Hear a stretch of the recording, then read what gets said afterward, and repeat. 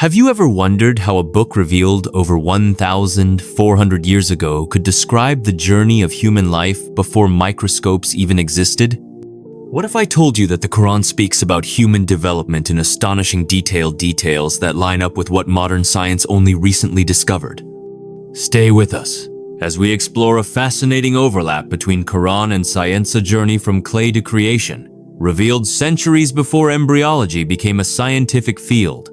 For more than 1 billion Muslims, the Quran has always been a source of guidance and reflection. In recent years, researchers and scholars have become increasingly curious about the way the Quran aligns with modern science. One such area that continues to amaze both scientists and believers is embryology in the Quran. Long before laboratories and microscopes existed, the Quran and Hadith offered a clear and structured explanation of how human life develops right from conception to birth. Modern embryology may have begun in the 17th century, but the Quran laid out the stages of human development centuries earlier, in ways that continue to astonish researchers today. One of the most referenced sections when it comes to this subject is from Surah Al-Mu'minun, verses 12. These verses describe the creation of human life in multiple stages, and scholars find an incredible correlation between these descriptions and what we now understand through science. And indeed, we created man from an extract of clay.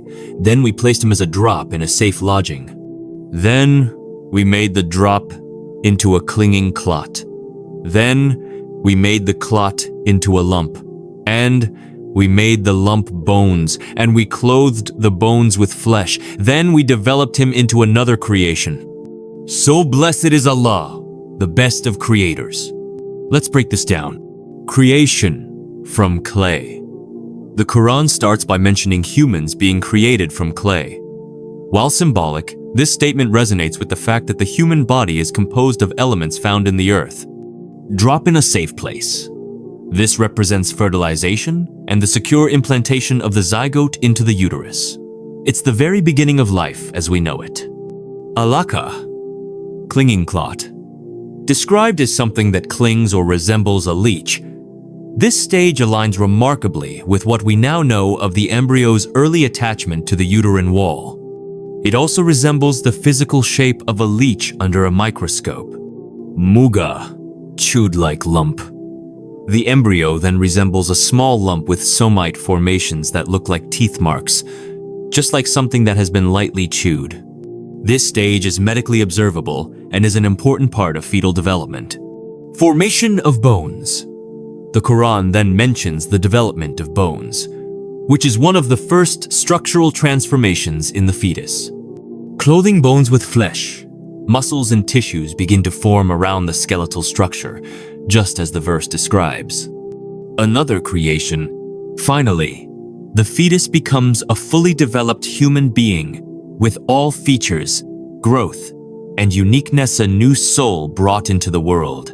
Now here's what's truly captivating. These scientific miracles in Islam are not presented as science lessons, but as signs verses meant to make us reflect on the greatness of the Creator. Modern scientists like Dr. Keith L. Moore, one of the world's leading embryologists, have even proposed new classification systems of embryonic stages using Quranic terminology. After studying the Quran's verses, Dr. Moore and other scientists agreed that the descriptions in the Quran were not only accurate, they were also remarkably ahead of their time. Other scientists, such as Dr. E. Marshall Johnson and Dr. T.V.N. Persaud, also acknowledged how precisely the Quran describes both the inner and outer development of the human embryo. They noted that such information could not have been known in the 7th century without advanced instruments. It's important to understand that the Quran is not a textbook of science. Rather, it provides a spiritual lens that inspires reflection, awe, and gratitude. Its descriptions of embryology simply serve to illustrate the divine knowledge that transcends time. Whether symbolic or literal, the alignment between the Quran and science remains a subject of wonder for believers and scholars alike. At Ayat and Atoms, we believe that faith and science can beautifully coexist. These signs serve as a bridge between the physical world we study and the spiritual world we believe in. So if you found this exploration thought-provoking, make sure to hit that like button, subscribe to Ayat and Atoms, and join us as we uncover more amazing connections between faith and science.